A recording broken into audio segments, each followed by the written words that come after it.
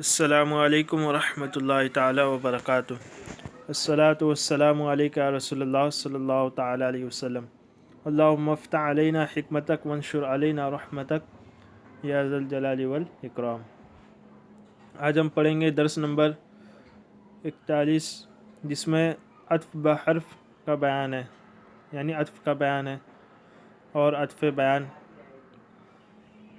آپ پڑھ رہے تھے توابع میں سے آپ صفت کے متعلق پڑھ چکے، جیسا کہ بیان ہوا کہ توابع 5 قسم ہے ان کی۔ پہلی قسم صفت، وہ بھی آپ مکمل پڑھ چکے۔ پھر تاکید، وہ بھی پڑھ چکے۔ اب عطف بحرف کسے کہتے ہیں اور عطف بیان۔ تو پہلے تو اس کی تعریف کر رہے ہیں کہ معطوف کی تعریف، ایک ہوتا ہے معطوف اور ایک ہوتا ہے معطوف علیہ، جس پر عطف کیا جائے۔ تو بتا رہے ہیں کہ معطوف وہ تابع ہے جو حرف عطف کے بعد واقع ہو، اور تابع وہ متبوع دونوں مقصود بالنسبت ہو۔ تابع کو معطوف اور متبوع کو معطوف علیہ کہتے ہیں۔ بتا رہے کہ متبوع وہ تابع ہے جو حرف عطف کے بعد آئے۔ حروف عاطفہ کتنے وہ ابھی آئیں گے۔ حرف عطف کے بعد جو لفظ آتا ہے اسے معطوف کہتے ہیں اور وہ تابع ہوتا ہے۔ اور تابع اور متبوع دونوں کی مقصود نسبت ایک ہی چیز ہوگی، ٹھیک ہے، یہ بھی یاد رکھنا، مقصود بالنسبت دونوں ہوتے ہیں۔ پھر بتا رہے کہ تابع کو معطوف کہتے ہیں اور متبوع کو معطوف علیہ، یعنی متبوع پہلے آتا ہے، پہلے کو معطوف علیہ کہیں گے اور تابع بعد میں تو اس کو معطوف۔ جیسے کہ جاءنی زید و عمر، اس میں دیکھیے زید معطوف علیہ یہ متبوع ہے، ٹھیک ہے، اور واو حرف عطف، عمر یہ معطوف اور تابع ہے۔ تو اس میں تعریف کا کہ متبوع وہ تابع ہے جو حرف عطف کے بعد آئے، یعنی حرف عطف کے بعد جو آتا ہے اسے معطوف کہتے ہیں، اور تابع وہ متبوع دونوں مقصود بالنسبت ہو۔ تو دونوں اس میں مقصود بالنسبت ہے کہ جاءنی زید و عمر، زید اور عمر دونوں آئے۔ جو زید و عمر، ان سے پہلے جو فعل ہے جا آنے میں، دونوں مقصود ہیں، دونوں کی طرف نسبت ہے آنے کی، یہ ہو گیا مقصود بالنسبت۔ تو اس میں زید معطوف علیہ اور عمر معطوف ہے۔ پھر نوٹ میں بتا رہے کہ مقصود بالنسبت، یہ نسبت کئی طریقے کی ہو سکتی ہے، تو اس کے متعلق کچھ وہ وضاحت پیش کر رہے ہیں کہ تابع اور متبوع دونوں مقصود بالنسبت تو ہوں گے، لیکن ضروری نہیں کہ دونوں کی طرف نسبت کی نوعیت بھی ایک ہی ہو۔ نسبت کئی طریقے کی ہو سکتی ہے، آنے کی نسبت، نہیں آنے کی نسبت۔ تو نسبت تو دونوں کی ایک ہی طرف ہوگی، لیکن نوعیت الگ الگ ہو سکتی ہے، نسبت الگ نہیں ہوگی، ٹھیک ہے۔ جیسے جاءنی زید لا عمر، اس میں لا عاطفہ ہے، لا حرف عطف ہے، تو زید میرے پاس آیا، عمر نہیں۔ تو یہاں زید کی طرف آنے کی نسبت ہے اور عمر کی طرف نہ آنے کی نسبت کی گئی ہے، اور یہاں یہ مقصود بھی تھا کہ زید کی طرف آنے کی نسبت کی جائے اور عمر سے اس کی نفی کی جائے، لہٰذا یہ دونوں مقصود بالنسبت تو ہوئے، اگرچہ نسبت کی نوعیت مختلف ہے۔ آنے کی جو نسبت دونوں کی طرف کی جا رہی ہے، ایک کی طرف آنے کی نسبت کی جا رہی ہے، ایک کی طرف نہ آنے کی نسبت ہے، لیکن نسبت تو دونوں کی طرف ہے، تو مقصود نسبت تو دونوں ایک ہی ہے، بس نسبت کی نوعیت ہے وہ اس میں فرق ہے۔ اب بتا رہے حروف عاطفہ وہ 10 ہیں، واو، فا، ثم، حتی، او، اما، ام، لا، بل، لاکن۔ اب پھر بتا رہے اس کے چند ضروری قواعد، معطوف کے چند ضروری قواعد۔ اسم کا معطوف اسم پر، اسم کا عطف اسم پر، فعل کا فعل، حرف کا حرف، مفرد کا مفرد، جملے کا جملے، نیز عامل کا عامل اور معمول کا معمول پر ہوتا ہے۔ یہ ایک آپ کو بتا دیے کہ جہاں آپ دیکھیں گے اسم کا عطف اسم پر ہی ہوگا، فعل کا فعل پر، حرف کا حرف پر ہوگا، مفرد کا مفرد پر، جملے کا جملے پر ہوتا ہے۔ پھر جملہ اسمیہ کا عطف جملہ اسمیہ پر اور فعلیہ کا فعلیہ پر مناسب ہوتا ہے، لیکن اس برعکس بھی جائز ہے۔ جملہ اسمیہ کا عطف جملہ اسمیہ پر ہوگا اور جملہ فعلیہ کا جملہ فعلیہ پہ، لیکن اس کے برعکس بھی ہو سکتا ہے، یعنی جملہ فعلیہ کا عطف جملہ اسمیہ پر یا جملہ اسمیہ کا عطف جملہ فعلیہ پر۔ جیسے جاء زید و علی ذهب، اس میں دیکھیے جاء زید یہ جملہ فعلیہ معطوف علیہ بن جائے گا، اور علی ذهب یہ جملہ اسمیہ بن کر معطوف بن جائے گا۔ تو جملہ فعلیہ کا عطف یہاں پہ جملہ اسمیہ پر ہوا، تو اس کے برعکس بھی ہوتا ہے۔ پھر اس میں ظاہر کا عطف اس میں ظاہر یا اس میں ضمیر پر، اور اس میں ضمیر کا عطف اس میں ظاہر یا اس میں ضمیر یا اس میں ظاہر پر جائز ہے، یعنی کسی کو بھی آگے پیچھے لائے دونوں چلے گا، چاہے اس میں ظاہر کا عطف اس میں ضمیر پر کرے یا اس میں ظاہر پر، یا اس میں ضمیر کا عطف اس میں ضمیر پر کرے یا اس میں ظاہر پر. جیسے جاء زید و عمرو، اس میں دیکھیے زید و عمرو دونوں اس میں ظاہر ہے تو اس میں ظاہر کا عطف اس میں ظاہر پر ہوا. جاء زید و انت، اس میں زید اس میں ظاہر اور انت یہ ضمیر ہے تو اس میں ظاہر کا عطف اس میں ضمیر پر ہوا. ما جاءنی الا انت وعلی، اس میں دیکھیے ضمیر کا عطف اس میں ظاہر پر ہوا.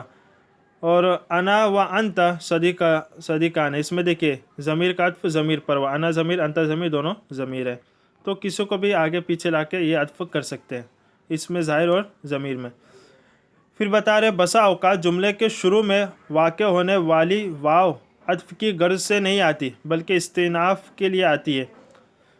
واو تو عاطفہ بھی ایک ہوتا ہے، لیکن شروع میں جو واو بعض اوقات آتی ہے وہ عاطفہ نہیں ہوتی ہے، حرف عطف والی نہیں ہوتی ہے، بلکہ وہ استئناف کے لیے ہوتے ہیں، جملے کی شروعات کے لیے. جیسے وقالوا اتخذ الرحمن ولدا، اس وقت اسے واو مستأنفہ اور جملے کو جملہ مستأنفہ کہتے ہیں. جب یہ واو شروع میں ہوگی تو اس کو واو مستأنفہ کہیں گے اور جملے کو جملہ مستأنفہ. پھر بتا رہے کہ ضمیر مرفوع متصل بارز یا مستتر پر عطف کرنا ہو تو پہلے ضمیر مرفوع منفصل کے ساتھ اس کی تاکید لانا ضروری ہے. جب ضمیر مرفوع متصل بارز یا مستتر پر عطف کرنا ہو تو پہلے ضمیر مرفوع منفصل سے اس کی تاکید لانا ضروری ہے، اس کے بعد عطف ہوگا. جیسے نجوتم انتم ومن معکم، تم نے اور تمہارے ساتھیوں نے نجات پائی. اس میں دیکھیں نجوتم تو تم ضمیر یہ متصل ہے، اس کا عطف ہو رہا ہے من معکم اس پر واو حرف عطف، ٹھیک ہے، لیکن ضمیر متصل ہے مرفوع تو اس لیے یہاں پہ انتم ضمیر پہلے اس کی تاکید لے آئے پھر اس کے بعد عطف کریں گے. یہ ہو گئی ضمیر مرفوع متصل کی مثال. پھر ہے اسکن انت وزوجک الجنہ، اس میں دیکھیے ضمیر مرفوع متصل مستتر کی مثال ہے. یہاں پہ ضمیر پوشیدہ نکلے گی، انت ضمیر پوشیدہ اسکن میں، تو یہاں بھی پہلے تاکید لائیں گے اس کی، انت ضمیر سے تاکید لائے اس کے بعد عطف کریں گے. پھر ضمیر مجرور پر عطف کرنا ہو تو عموماً حرف جر کا اعادہ کیا جاتا ہے، جسے مررت بہ و بزیدن، اور بعض اوقات اعادہ نہیں کیا جاتا جیسے قرآن پاک میں وکفر بہ والمسجد الحرام آیا ہے. ضمیر مرفوع پر عطف کرنا ہو تو عموماً حرف جر کا اعادہ بھی کر دیتے ہیں، لیکن نہیں کریں گے تو بھی جملہ درست ہوگا، جیسا کہ اکثر جگہ آپ دیکھیں گے کہ نہیں ہوتا ہے. ٹھیک ہے، قرآن شریف سے آپ کے لیے مثال بھی پیش کر دی. اب پھر بتا رہے ہیں کہ بعض عبارتوں میں عطف کی یہ نشانیاں ہوتی ہیں. عبارتوں میں کئی جگہ عطف کی نشانیاں پیش کر دیتے، جس سے یہاں دیکھیے دو طریقے کی نشانیاں دی، عین تا اس طریقے سے لکھ دیتے یا عین فا اس طریقے سے. یہ عطف کی نشانی ہوتی ہے، اس سے آپ پہچان جائیں کہ یہاں پہ عطف ہوا ہے. اب بتا رہے عطف بیان کی تعریف. ایک تو ہو گیا عطف معطوف، وہ کسے کہتے ہیں. اب یہ بتا رہے عطف بیان، تو اس میں کیا فرق ہے اس کی تعریف دیکھیے. عطف بیان وہ تابع ہے جو صفت تو نہ ہو لیکن صفت کی طرح اپنے مطبوع کو واضح کرے، یہ اپنے مطبوع سے زیادہ مشہور ہوتا ہے. عطف بیان یہ خود تو صفت نہیں ہوگی لیکن صفت کی طرح یہ اپنے مطبوع کی وضاحت کرے گی. صفت میں بھی آپ نے پڑھا تھا نا کہ بسا اوقات تو اپنے مطبوع کی وضاحت کے لیے آتی ہے، تو اسی طریقے سے یہ صفت تو نہیں ہوگا عطف بیان، لیکن یہ صفت کی وضاحت ہوگی اس سے، عطف بیان سے. پھر بتا رہے کہ یہ اپنے مطبوع سے بھی زیادہ مشہور ہوتا ہے عطف بیان، جیسے کہ دیکھیں مثالوں سے آپ سمجھیں گے. اقسم باللہ ابو حفص عمر، اس مثال میں عمر تابع ہے جس نے مطبوع ابو حفص کو واضح کیا ہے. اب اس میں دیکھیے ابو حفص یہ مطبوع بن جائے گا اور عمر یہ تابع ہے، ٹھیک ہے. اور یہ اس میں دیکھیے ابو حفص اس سے زیادہ یہ لقب ہے، اس سے کنیت ہے، اس سے زیادہ مشہور ہے عمر، ٹھیک ہے.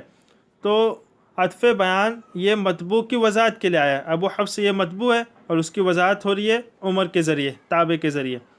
تو ابو حفص اس کو ترکیب میں کیا بنائیں گے، مبین کہیں گے، اور عمر کو عطف بیان، ٹھیک ہے. یہ بھی انشاءاللہ بھی آگے آئے گا. تو اس مثال میں عمر تابع ہے جس نے اپنے مطبوع ابو حفص کو واضح کیا ہے. پھر دوسری مثال دے رہے قال عبد الرحمن ابو ہریرہ رضی اللہ تعالیٰ عنہ. اب اس میں دیکھیے تابع کو عطف بیان اور مطبوع کو مبین کہتے ہیں. یہ ایک آپ کو بتا دیا کہ جب عطف بیان والا ہوگا وہاں پہ تو جو تابع ہوگا اس کو عطف بیان کہیں گے اور جو مطبوع ہوگا اس کو مبین کہیں گے۔ اوپر الگ تھا وہ معطوف علیہ، وہاں معطوف بناتے ہیں، یہاں پہ معطوف علیہ معطوف نہیں بلکہ مبین اور عطف بیان بنائیں گے۔ اب دیکھیے اس میں مثال میں بھی دیکھیے عبد الرحمن یہ نام ہے، ٹھیک ہے، لیکن اس سے زیادہ مشہور کیا ابو ہریرہ، تو عطف بیان یہ اپنے مطبوع کی وضاحت کرتا ہے، اس سے زیادہ مشہور بھی ہوتا ہے۔ اب بتا رہے عطف بیان کے چند ضروری قواعد، تو اس کے متعلق بتا رہے کہ اگر کنیت اور علم ایک ساتھ آ جائے تو ان میں سے مشہور کو عطف بیان بنائے، جیسے مذکورہ بالا مثالوں میں پہلی مثال میں عمر اور دوسری مثال میں ابو ہریرہ عطف بیان ہے۔ ایک قاعدہ بتا رہے کہ جیسے کنیت ہے اور علم یعنی نام دونوں ایک ساتھ آ جائے تو عطف بیان کس کو بنائیں گے؟ تو اس میں سے زیادہ مشہور جو ہوگا اس کو عطف بیان بناتے ہیں۔ پھر بتا رہے دوسرا ایک قاعدہ، اگر مطبوع معرفہ ہو تو عطف بیان اس کی وضاحت کرتا ہے۔ اگر مطبوع معرفہ ہوگا تو عطف بیان اس کی وضاحت کرتا ہے، جیسے مذکورہ مثالوں میں دیکھیے کہ مطبوع معرفہ تھا، ابو حفص اور عبد الرحمن یہ دونوں معرفہ ہے، تو یہاں پہ جو عطف بیان ہے مطبوع کی وضاحت کے لیے ہے۔ اب یہ تو معرفہ کی صورت ہو گئی، اگر نکرہ ہو تو کیا کریں گے؟ تو نکرہ ہو تو اس کی تخصیص کا فائدہ دیتا ہے۔ اگر مطبوع نکرہ ہوگا تو وہ تخصیص کا فائدہ دے گا، جیسے وَيُسْقَى مِن مَاءٍ صَدِيدٍ، اور اسے پیپ کا پانی پلایا جائے گا۔ اس میں دیکھیے تخصیص کر دی کہ مِن مَاءٍ کون سا پانی، صَدِيدٍ پیپ والا پانی، تو یہ خاص کر دیا۔ تو کیونکہ یہاں پہ مَاءٍ یہ مطبوع ہے، ٹھیک ہے، مبین، اور صَدِيدٍ یہ عطف بیان ہے۔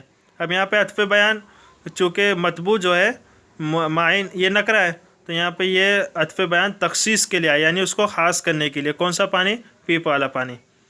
تو اس مثال میں صَدِيدٍ عطف بیان نے ماعون مطبوع کی تخصیص کی، یعنی اس کو خاص کر دیا۔ پھر بتا رہے عطف بیان تخصیص اور ازالہ وہم کے لیے بھی آتا ہے، جیسے او کفارۃ طعام مساکین اور آمنا برب العالمین رب موسیٰ و ہارون۔ بتا رہے کہ عطف بیان تخصیص اور ازالہ وہم کے لیے بھی آتا ہے۔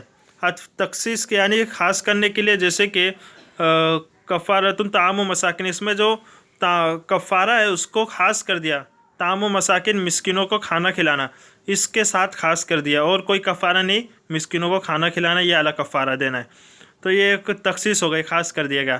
تو عطف بیان یہاں تخصیص کے لیے آیا، اور ازالہ وہم کے لیے جیسے آمنا برب العالمین رب موسیٰ و ہارون، تو اس میں دیکھیے وضاحت میں بتا رہے کہ طعام و مساکین نے کفارے کی اقسام میں طعام کو خاص کر دیا، اور لفظ رب موسیٰ و ہارون نے فرعون پر ایمان لانے اور اس کے دعوی ربوبیت کا ازالہ کیا ہے، یعنی اس کو دور کر دیا کہ فرعون نے بھی پہلے ربوبیت کا رب ہونے کا دعویٰ کیا تھا فرعون نے، پھر بعد میں اس نے منکر ہو گیا۔ یہ آج کا سبق مختصر تھا اور جامع اور معنی بھی تھا۔ اب اس کے مشق دیکھیے کہ مندرجہ ذیل جملوں میں معطوف علیہ، مبین اور عطف بیان کی پہچان کرے۔ تو معطوف اور معطوف علیہ تو آپ پہچان جائیں گے، جہاں پہ حرف عطف آئے تو پہلے کو معطوف علیہ بنانا اور بعد والے کو معطوف۔ اور مبین اور عطف بیان، اس میں مبین پہلے آتا ہے اور عطف بیان بعد میں، تو اس میں بھی آپ انشاءاللہ سمجھ جائیں گے، جہاں دیکھیے کہ جو قواعد بیان کیے گئے عطف بیان کے اس کو دیکھیے وہ پائے جا رہے ہوں۔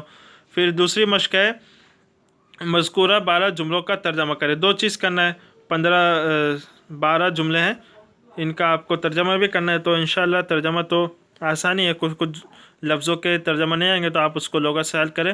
اللہ تبارک و تعالی ہم سب کو علم نحو صرف پڑھ کر اور قرآن و حدیث کو سمجھنے کی توفیق عطا فرمائے۔ السلام علیکم ورحمۃ اللہ تعالی وبرکاتہ۔